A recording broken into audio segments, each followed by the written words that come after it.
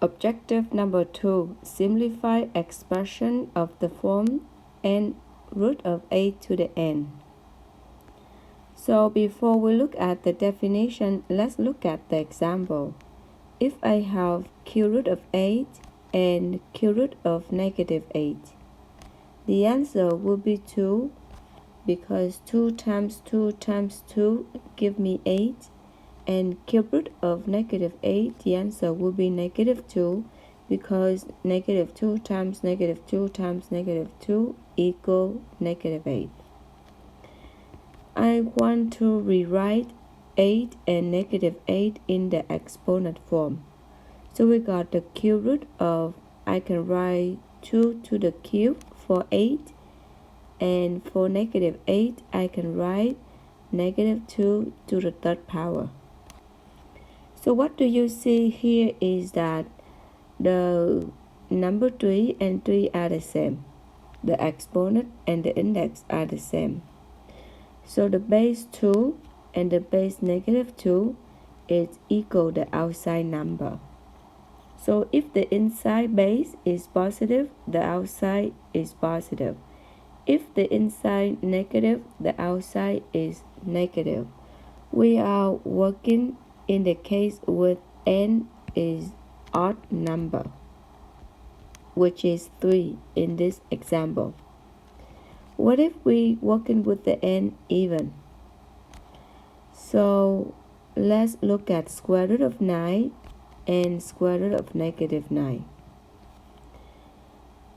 We cannot find a number that gives us the answer for square root of negative 9 because positive 3 or negative 3, when you square them, you will get positive 9.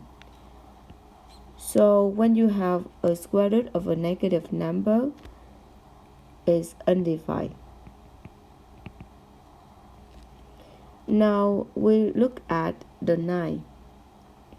We can write down the answer is 3 or negative 3 because both positive 3 and negative 3, when you square them, you will get 2 9 inside.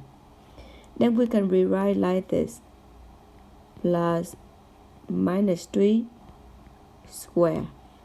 The square, the index that we don't see, the index is 2. The index and the exponent are the same. That's why we got the base is positive 3 and negative 3.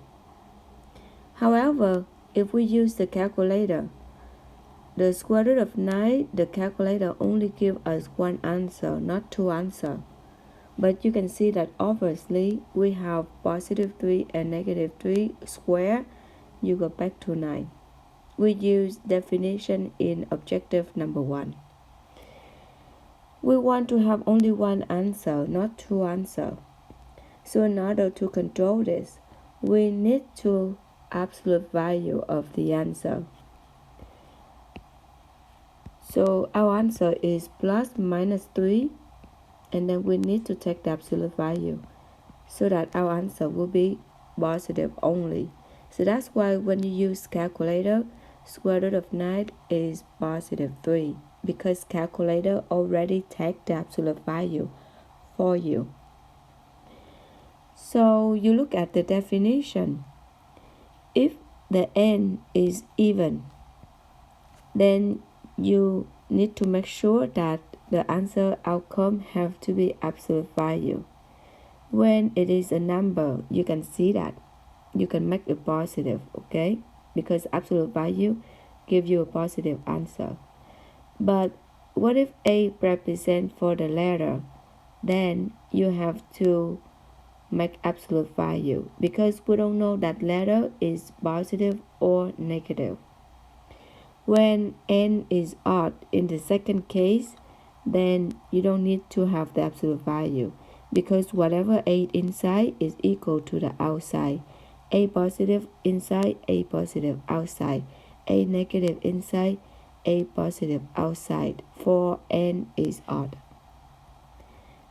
This is the definition. We just need to memorize this. Now we will apply this for example number 3. The index is 3 is odd. So in this case, x represents 4a.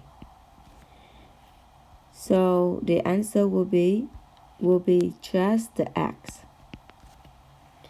In problem B, we have 4 and 4. And 4 and 4, they are even numbers. So we're going to use the first case. In the first case, we're going to absolute value the inside the root. So x minus 7. This is the variable because we don't know x represents for what number. So we need to make sure that x minus 7 is positive. That's why we absolute value. Problem C, the negative outside I copy again. Now we have the index and the exponent 6. They are even number, so we use the first case. And the a is negative 3. The answer we will get is absolute value of negative 3, and absolute value of negative 3 is positive 3, and we bring the negative down. For the part D, the cube root of negative 8 over 125, the 3 is the odd. If the inside is positive, we get positive answer. If inside is negative, we will get negative answer. The answer for this will be cube root of 8 is 2 and cube root of 125 is 5. And the answer will be negative 2 over 5.